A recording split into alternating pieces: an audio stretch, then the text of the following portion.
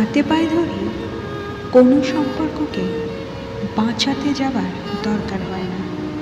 কারণ যদি আপনারা দেখেন, এক যে মানুষটি হাতে পায়ে ধরে আপনি সম্পর্কটাকে বাঁচাতে চাইছেন, সেই মানুষটির কাছে আপনার কোনো গুরুত্বই নেই এবং সে বারংবার আপনাকে অপমানিত করছে, ছোট করার চেষ্টা করছে, অন্যের কাছে দমিয়ে দেওয়ার চেষ্টা করছে।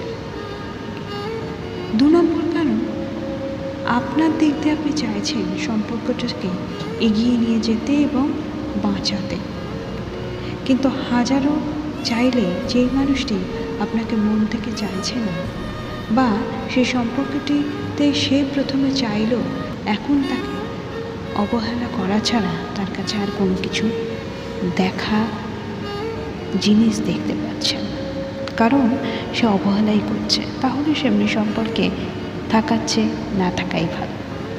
3 নম্বর, শুধুই আপনি যদি কোনো জায়গায় অপমানিত হন, আমার মতে সেখান থেকে বেরিয়ে আসাই ভালো। তাকে কিছুটা স্পেস দিন, বুঝুক সে আপনার গুরুত্বটা, তারপরে নয় ভাবা যাবে। কিন্তু আমার মতে যে আপনাকে গুরুত্ব দেয় না সেখানে থাকাটা উচিত নয়। আর লাস্ট ক্ষেত্রে বলতে গেলে আমরা সবাই মানসিক শান্তি চাই। তাই যদি যে সম্পর্কটা আমাকে মানসিক শান্তি দিচ্ছে না, বারবার চিন্তার মুখে ঠেলে দিচ্ছে, যে সম্পর্কটা আপনাকে কাঁদাচ্ছে, যার কাছে আপনার কাঁদার গুরুত্বই নেই, আপনি হাসুন কি কাঁদুন, আপনার কোনো অনুভূতির দামই নেই, তাকে কি বলবেন? তাকে কিছু বলা যায় না।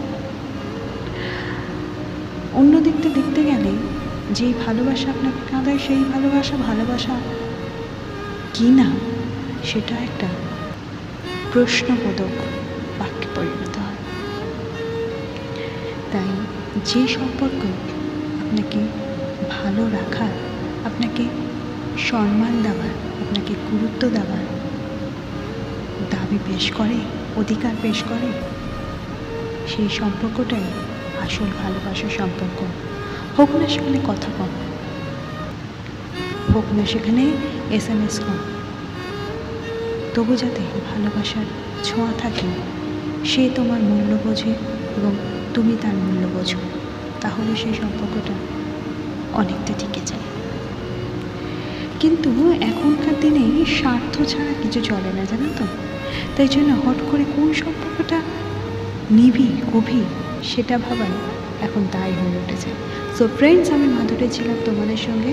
আবার দেখা হচ্ছে ডেলি ব্লগ। ততক্ষণে লাইক, সাবস্ক্রাইব আর শেয়ার করতে প্লিজ ভুলো না। থ্যাংক ইউ সো মাচ আমার পাশে থাকার জন্য। এইভাবে থেকে যেও, আমিও চেষ্টা করছি তোমাদের সঙ্গে থাকার।